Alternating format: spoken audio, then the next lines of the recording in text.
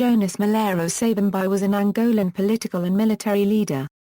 He founded and led the National Union for the Total Independence of Angola. UNITA first waged a guerrilla war against Portuguese colonial rule, 1966–74, then confronted the rival People's Movement for the Liberation of Angola during the decolonization conflict, 1974–75, and after independence in 1975 fought the ruling MPLA in the Angolan Civil War until his death in a clash with government troops in 2002. Early life: Savimbi was born on August 3, 1934, in Monjango, Moxico Province, a small town on the Benguela Railway, and raised in Bahia Copyright Province. Savimbi's father, Lute, was a station master on Angola's Benguela Railway line and a preacher of the Protestant Igreja Evangélica Copyright Liga Congregational de Angola, founded and maintained by American missionaries. Both his parents were members of the Bieno group of the Ovimbundu, the people who later served as Savimbi's major political base. In his early years, Savimbi was educated mainly in Protestant schools, but also attended Roman Catholic schools. At the age of 24, he received a scholarship to study in Portugal. There he finished his secondary studies, with the exception of the subject political organization that was compulsory during the regime established by António de Oliveira Salazar, so that he was unable to start studying medicine as originally intended. Instead he became associated with students from Angola and other Portuguese colonies who were preparing themselves for anti-colonial resistance and had contacts with the clandestine Portuguese Communist Party.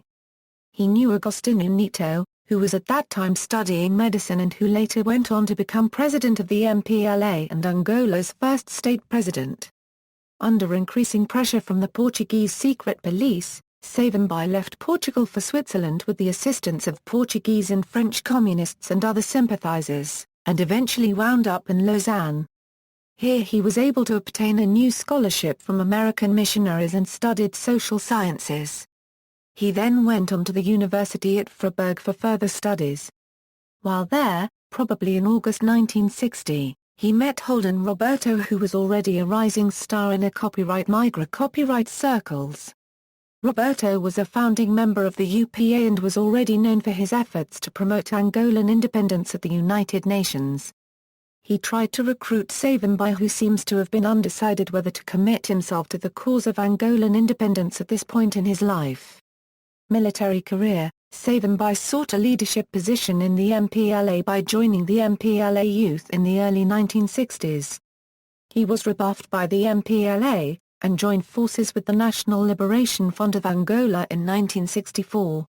The same year he conceived UNITA with Antonio da Costa Fernandes. Savimbi went to China for help and was promised arms and military training. Upon returning to Angola in 1966 he launched UNITA and began his career as an anti-Portuguese guerrilla fighter. He also fought the FNLA and MPLA, as the three resistance movements tried to position themselves to lead a post-colonial Angola. Portugal later released PIDE archives revealing that Savimbi had signed a collaboration pact with Portuguese colonial authorities to fight the MPLA. Following Angola's independence in 1975, Savimbi gradually drew the attention of powerful Chinese and, ultimately, American policymakers and intellectuals.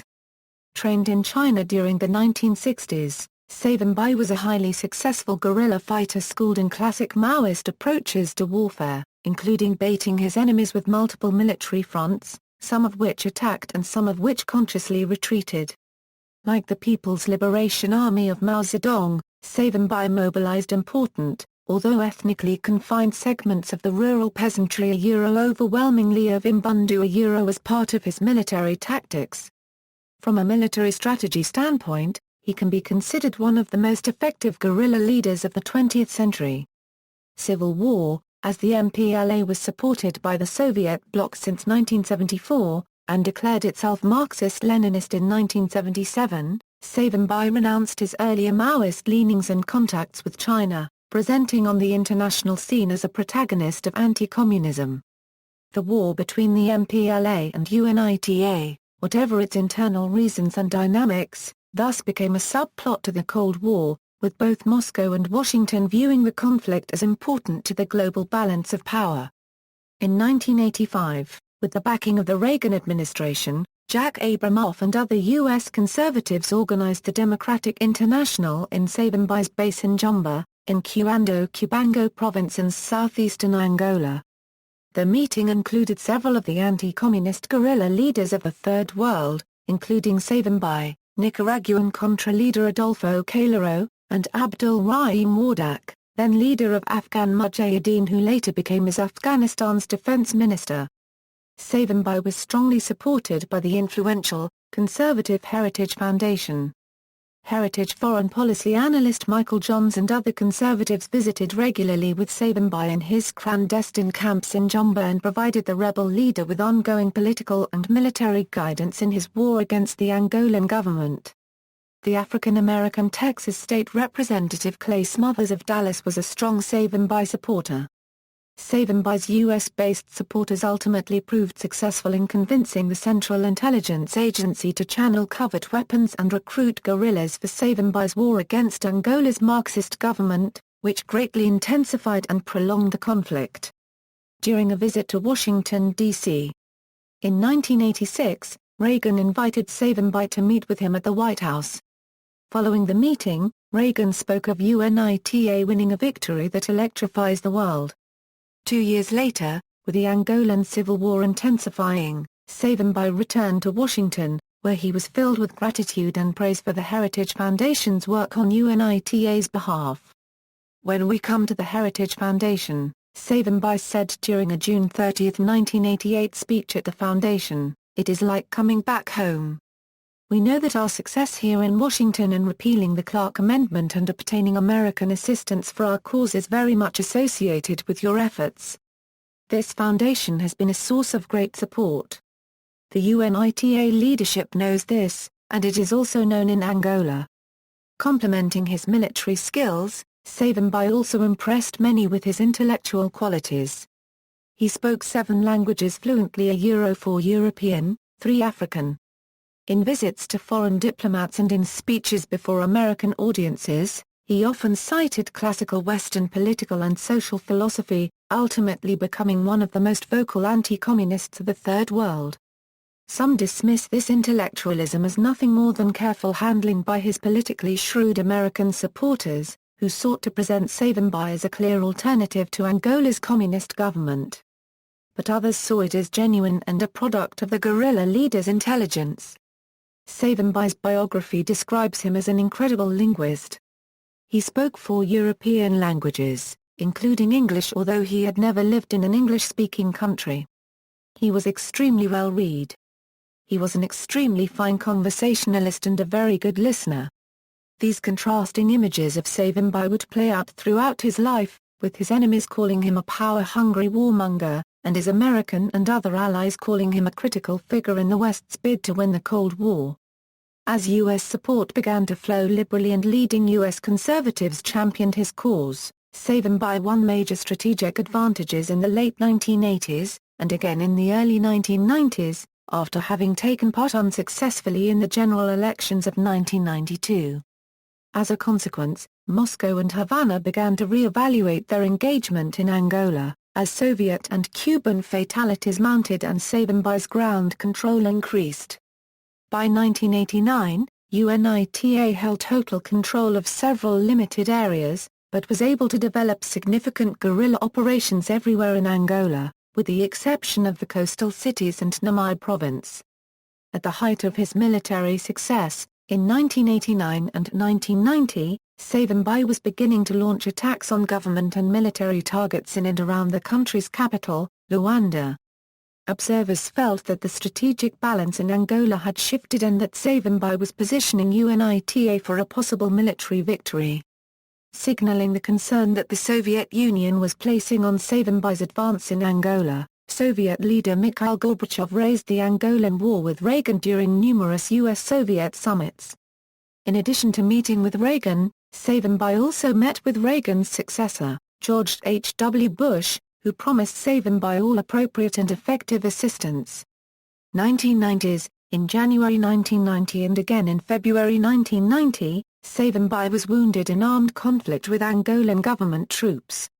The injuries did not prevent him from again returning to Washington, where he met with his American supporters and President Bush in an effort to further increase U.S. military assistance to UNITA. Savimbi's supporters warned that continued Soviet support for the MPLA was threatening broader global collaboration between Gorbachev and the U.S.